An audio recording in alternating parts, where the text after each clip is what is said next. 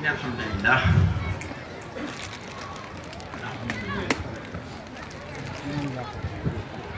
لله نحمده ونستغفره ونتوب إليه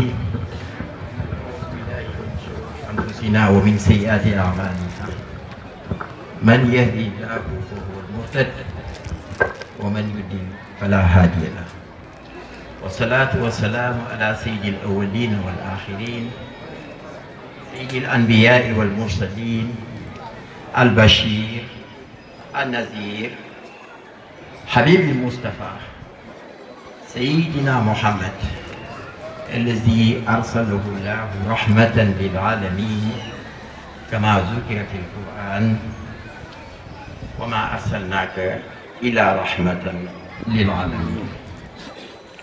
إخوة الكرام السلام عليكم ورحمة الله وبركاته.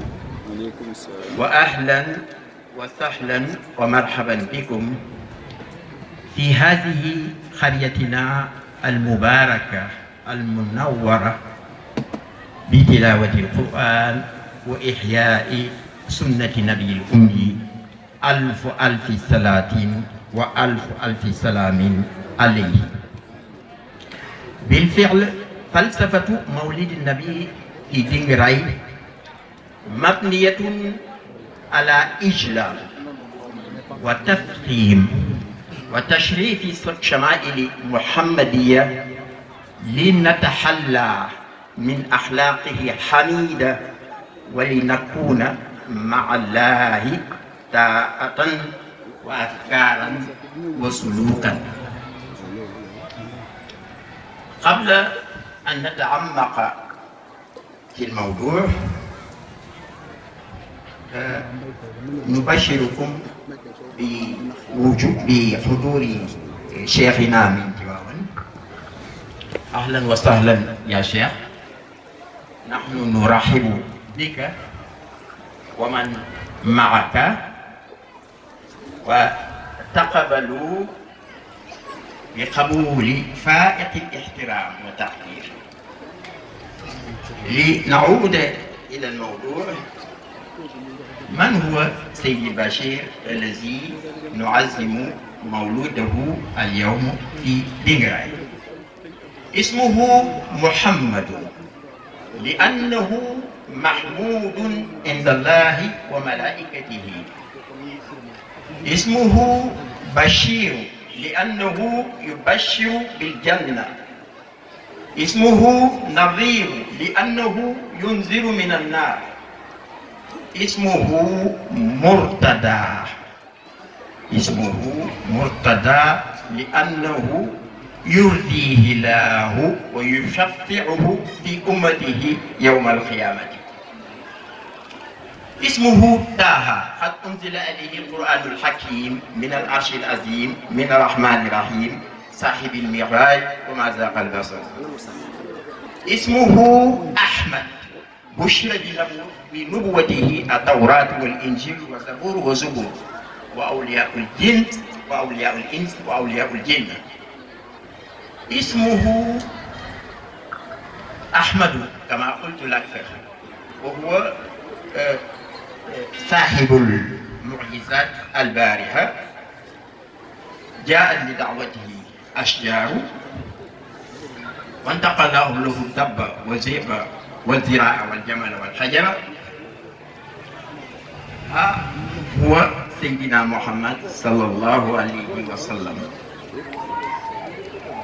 إخوة الكرام أحبائي في الله، كم من الآيات القرآن الحكيم تفصل رتبته عالية وتفضيله على سائر الأنبياء والمرسلين. وإذ أخذ الله ميثاق النبيين لما آتيتكم من كتاب وحكمة ثم جاءكم رسول مصدق لما معكم لتؤمنون به ولتنصرونه قال أقررتم وأخذتم على ذلكم إسري قالوا أقررنا قال فاشهدوا وأنا معكم من الشاهدين. منها أيضا لقد من الله على المؤمنين إذ بعث فيهم رسولا من أنفسهم يتلو عليهم آياته ويزكيهم ويعلمهم الكتاب والحكمة وإن كانوا من قبل لفي ضلال مبين منها وإنك لعلى خلق عظيم. هذه الآية هي مصدر الأخلاق، وإن شاء الله سوف نتوقف هنا. عمونا وحبيبنا باي عباس حفظه الله سوف يتعمق في الموضوع ليلا. نشكركم جميعا وأهلا وسهلا ومرحبا بكم. Monsieur le préfet de Bambey, Monsieur le préfet, Monsieur Moustapha Yaye, le préfet de Bambey, Monsieur le sous-préfet, Monsieur le commandant, Monsieur, donc je reprends. Je parle au nom du Khalif de Dingaraï Baye Basse. Je souhaite la bienvenue à tout le monde. Monsieur le préfet de Bambey, le sous-préfet de Baba Garage, le commandant de la gendarmerie et tous les services qui ont concouru à la réussite de cet événement religieux. Un événement religieux d'une importance capitale. Parce que la philosophie du Gamou à Dingaraï repose essentiellement sur le rappel des vertus du prophète Mohammed sallallahu alayhi wa sallam pour que ce soit un code de conduite pour tout musulman. Évidemment, le moment est court pour vous en parler de long en large, mais nous invitons tous les fidèles à venir ce soir à 22h. Notre oncle, le vénéré Baye Abbas, s'acquittera de cette mission. Tout ce que nous pouvons dire, c'est que nous sommes très satisfaits de votre présence ici à Dingaraï. Le Gamou de Dingaraï a été célébré pour la première fois l'année qui a suivi la création de Dingaraï par le saint Serigne Makhtar Gadiaga, qui était très connu dans ce milieu pour son attachement au Coran et l'application de la sunna du prophète Mohammed sallallahu alayhi wa sallam. Depuis cette date, le Gamou s'agrandit d'année en année. Les gens viennent de toutes parts pour se recueillir, mais surtout pour s'instruire. Parce qu'un bon musulman doit savoir ce que son prophète lui a demandé de faire. Donc, comme je l'ai dit dans mon discours liminaire, le Gamou de Dingaraï, c'est tout simplement un appel. Dire aux gens ce que le prophète a demandé de faire. وَمَا أَتَاكُمْ رَسُولٌ فَخُذُوهُ وَمَا نَهَاكُمْ عَنْهُ فَانْتَهُوا. Le prophète a dit que les prescriptions, Dieu le Tout-Puissant a dit, c'est le Coran, le verset que je viens de lire, c'est le Coran. Le Dieu le Tout-Puissant a dit que ce que le prophète a recommandé de faire, il faut le faire. Ce qu'il a interdit, il faut s'abstenir de le faire. Donc, le Gamou de Dingaraï, c'est une tribune ouverte pour tout le monde. Chacun peut venir poser des questions et les spécialistes sont là pour répondre aux questions qui sont liées à la vie et l'œuvre du prophète Mohammed. Notre joie est immense. Notre satisfaction est indicible. Il y a des gens qui ont montré leur engagement pour la réussite de cet événement religieux. À commencer par le sous-préfet qui a tenu un CDR d'une rigueur tout à fait remarquable. Et s'il l'a fait, il a eu des instructions du préfet. Si le préfet l'a fait, c'est par le biais certainement du ministère de l'Intérieur.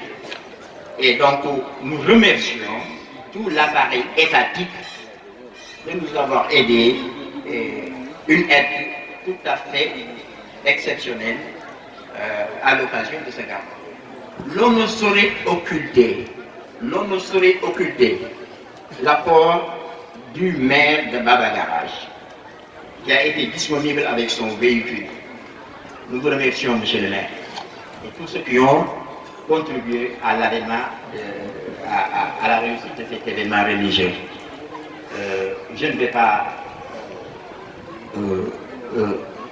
je ne sais pas continuer à parler. Je remercie tout le monde au nom de Baybas. Baybas vous a envoyé ses prières. Merci, merci mille fois.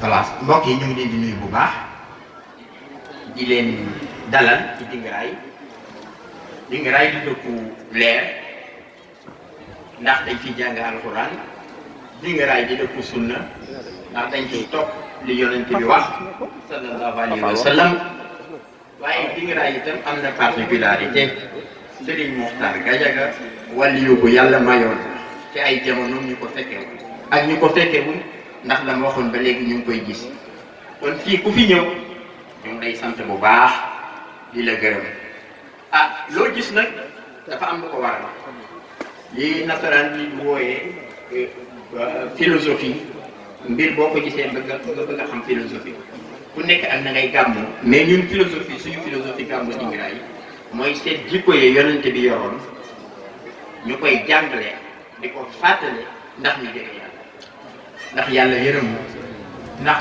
ñu xam ni ñuy def jëflanteeg yàlla ni ñuy jëflanteeg société yi loolu rek moo ci am ndax wax nañ ko alquran wax nañ ko fi ay yoon le Coran est une théorie absolue c'est une théorie où il n'y a aucune faille le Coran est imperceptible donc c'est nous qui avons des problèmes de compréhension alquran dafa mat sëkk ñun dañoo xamul ñu koy interpréter ak nuñ koy doxalee waaye am nañ professeur boo xam ne jàngal nañu lépp muy Seydina Muhammad sallallahu alayhi wa sallam moo tax yàlla wax leen ci alquran wa ma ataakum rasulu fa xuzuuhu lépp lu leen yàq yonent bi digal def leen ko lu mu leen tere da ngeen ko bàyyi waaw kon bu ñu jàppee sunnatu rasul lu ñu réer mukk loolu la parce que dafa am loo xam ne nii paradoxe boo xam ne nii ñun waruñu ko d'accord yàlla wàcceel nañu yonent bi gën ci yonent bi muy Seydina Muhammad naa leen benn aaya léegi yàlla wàcceel nañu téere bu gën a gën ci téere yi muy alquran ba pare nag yàlla taxaw wax ak ñun ni kuntum xayra ummatin uxrijat linnaasi ta'muruuna bil ma'ruufi wa tanhawna anil munkari wa tu'minuuna billahi bu ñu amee yonent bi gën am téere bi gën ñoom ñoo war a doon la meilleure communauté waaw yonent bu nekk ci benn peuple lañ ko yónnee mais peuple Seydina Mohamed moo gën ci peuple yëpp yàlla moo ko wax ci alquran mais loolu boo ko gisee tey dafa am paradoxe parce que boo dee xool jëfinu jullit yi di sos di jël loo moomut di dugg lu sa yoon newut di wax lu la neex loolu di yëfi jullit yàlla daf ni kuntum xayra ummatin uxrijat linnaas vous êtes la meilleure communauté apparue au monde vous êtes la meilleure communauté apparue au monde et nous sommes actuellement la pire des communautés parce que dañuy woote jullit te loolu nekk ci man et ça moral boobu dafay concerner gouvernant et gouverné administrateur et administré ñun ñëpp ñoo ci bokk yam nañu xool yonent bi sallallahu alayhi wa sallam li mu wax ñu def ko buñ ko defee dinañ ci génn yàlla dinañu suturaal àdduna suturaal àllaaxira gàmmu gi nag dafa am particularité moo dee dañ ko tuddee Serigne Abdoul Aziz Al Amin bu Tiwaawan Cheikhuna Serigne Abdoul Aziz ñëpp xamoon nañ ko al marhum al mukarram askanahu lahu jannatal firdaws maha xalilihi wa xalilihi Serigne Sidi Muxtaar Mbacké